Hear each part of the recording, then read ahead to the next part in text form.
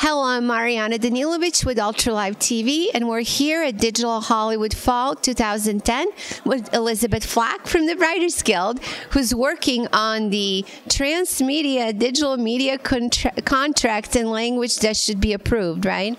Well, I actually work with the contract that's already approved by the AMPTP with the industry as a whole. So I oversee the new media terms for writers and content creators in the industry, both for television with derivative new media content, which is new media content that comes from a television show, or for original online content for purely new, innovative web series and other creations that are being made online. And so is there original transmedia content that's not television or film related? Yes, absolutely. And what is that category? It's original new media. It's called original new media, and it goes to all platforms but existing. Correct. And we primarily look at new media to be the internet, mobile phone, and then anything that's thought of as a new media platform. So like an interactive television? Absolutely. Anything like a portable platform, like an iPad, iPhone? Absolutely. And in terms of rates by each of these platforms, do they differ or they're similar on the new media side? How does it work? Okay, for derivative content that goes with a television show, so like that would be a webisode complimentary series that goes with like Heroes or The Office. Those have minimum terms that start at about $100 or $200 per minute for the writers. For original content, which is where we're seeing the majority of web series being produced, is brand new content in a whole new sphere, those rates are negotiable. So it's between the writer and the producer to figure out what is best for the writer.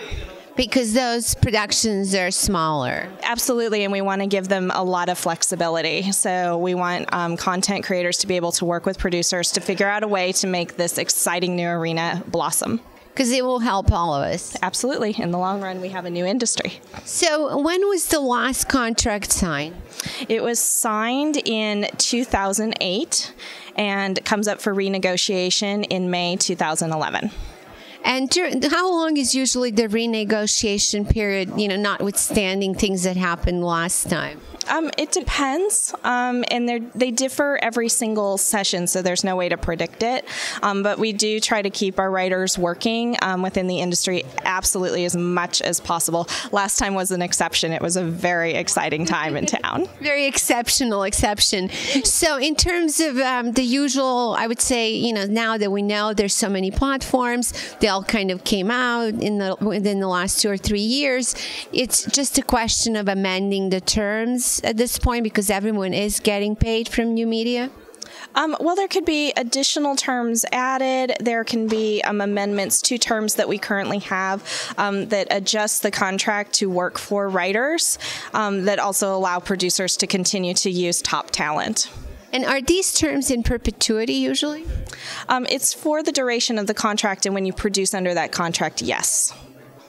Fantastic information. Thank you very much for sharing this. And you're going to speak on the panel tomorrow about it, right? I actually spoke this morning. Oh, yeah. And what was the panel about? It was about going pro with the Writers Guild and SAG and how we make it as easy as possible to work with union talent, and that protecting and having writers and actors should always be easy and flexible and should be done. So how does one become a member of the union?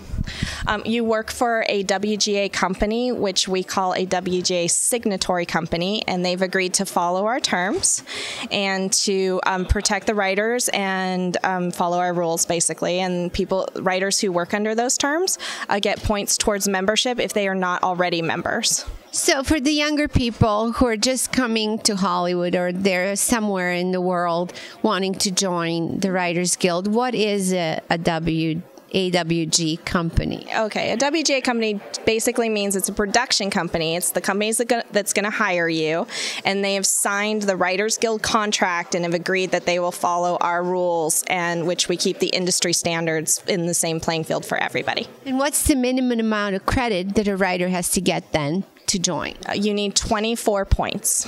And what does that mean? So 24 points is accumulated based on the amount of writing time. So in web series, if you're working in new media, if you have like 5-minute webisodes, then you would get, I think it's 3 points per webisode, and you need 24 total.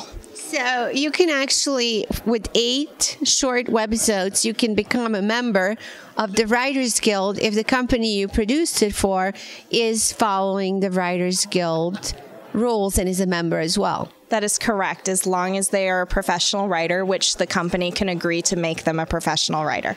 This is fantastic for young people who are searching for work right now and are passionate about becoming writers in entertainment. It's probably the best time ever. Absolutely. There's never been a better time to start your own projects or start working with new companies to create a new industry and become a member of the Guild. Thank you very much, and good luck to everyone following this great advice. Great. Thank you very much.